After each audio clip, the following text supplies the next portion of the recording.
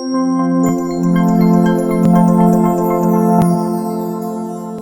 veliko častjo na govorniški oder zdaj vabim gospoda Alojza Kovšco, predsednika Državnega sveta, da nam spregovori nekaj pozdravnih besed. Spoštovane udeleženke in udeleženci letošnje konference, cenjeni predsednik programskega in organizacijskega odbora konference dr. Denis Čaleta, spoštovani svetovalec za nacionalno varnost v Uradu predsednika Republike, gospod Bojan Šefic in vsi tisti, ki nas spremljate nadaljavo.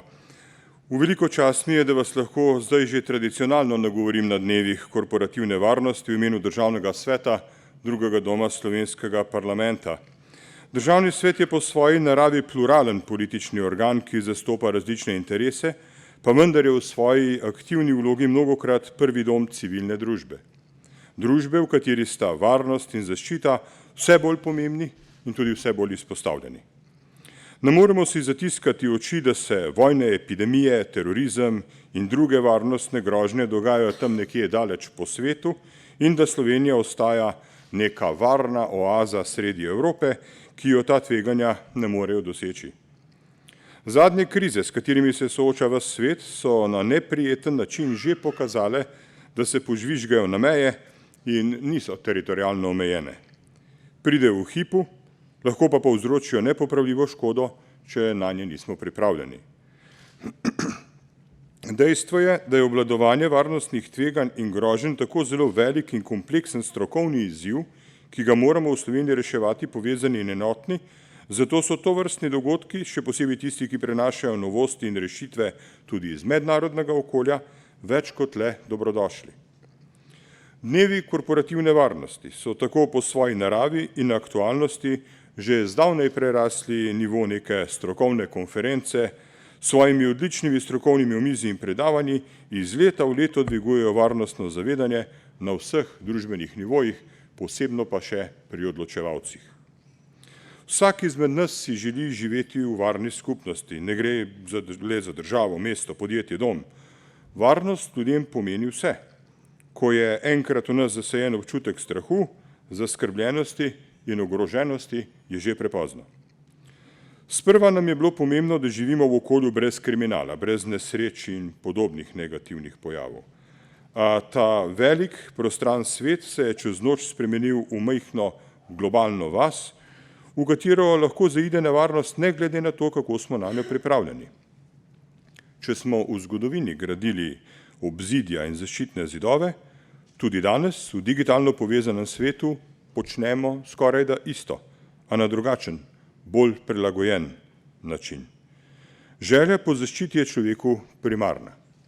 Seveda se orodja spreminjajo, a kljub napredku in tehnologiji moderne družbe so dileme, s katerimi se pri tem soočamo tako država kot prebivalci in podporni sistemi varnosti in zaščite, vselej enake. Kako povečati odpornost kritične infrastrukture, kako pri tem hitro in temeljito prilagoditi zakonodajne rešitve in predloge, predvsem pa kako podpreti javno, pa tudi zasebno varnost pri spopadanju s kibernetskimi grožnjami, ter seveda kako se na nje dobro pripraviti. No, to je le nekaj vsebinskih iztočnic, s katerimi se boste v teh dneh ukvarjali na konferenci in upam, da bodo vaši izsledki čim prej prišli do ušes odločevalcev in ugledali luč sveta v obliki zakonodajnih in drugih rešitev. Epidemija strahu, ki je močno načela našo družbo in odnose v njej, je dokaz, da so tovrstne razprave, izboljšave in spodbude na področju varnosti nujno potrebne. Seveda nikoli ne bomo na vse pripravljeni tako, kot bi si želeli. To je dokazala tako epidemija, kot tudi vojna v Ukrajini. To dokazujejo tudi številne nesreče in požari, ki jih navkljub temu zavedanju vse več v naši neposredni okolici.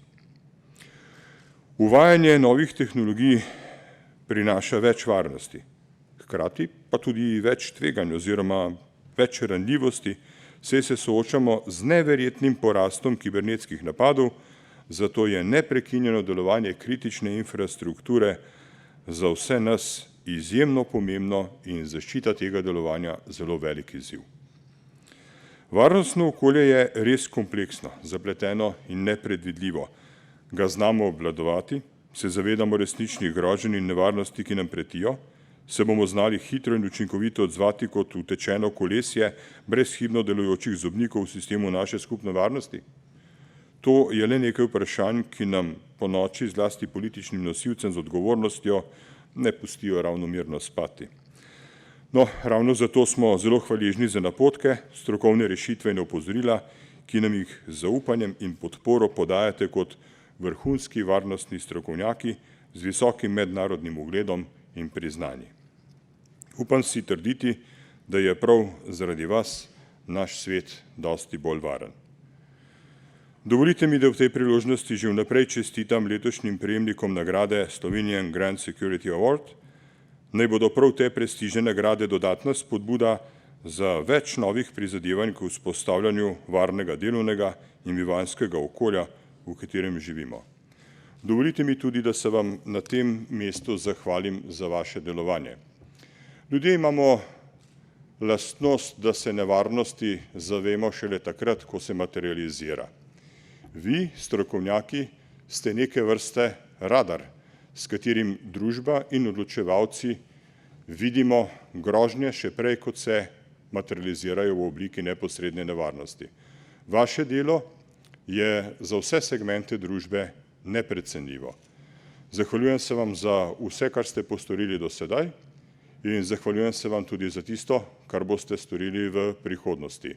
Brez vas bomo praktično tavali v temi, na odgovornost odgovarjali prepozno, z vašo pomočjo pa se lahko pripravimo skorajda na vse. Vojna v Ukrajini kaže, da se je odnos do novih tehnologij in njihov vpliv na vsakdanje življenje, še posebej na krizne situacije, izjemno spremenil. Na eni strani se v Ukrajini vojskuje materializirana živa sila, vojaška tehnika, prostor, vreme, prebivalstvo, na drugi strani pa poteka izjemno močna vojna podatkov, v kateri lahko tudi manjši nasprotnik učinkovito zadržuje večjega, v nekaterih primerih ga lahko tudi premaga. Upam, da nam te izkušnje vsem skupaj razsvetljujejo področje, s katerim se bomo v prihodnosti neizogibno spopadli. Kajti po vsaki vojni, ki se tako ali drugače zaključi na bojnem polju, se nadaljuje vojna v kibernetskem prostoru z eksploatacijo rezultatov uspehov ali neuspehov delovanja vojska na terenu. Želim vam uspešno delo, želim vam, da bo vaš glas slišan pri odločevalcih in da bomo vsi skupaj doživeli mirno prihodnost z možnostjo razvoja in brez strahu pred neposrednimi nevarnostmi. Hvala.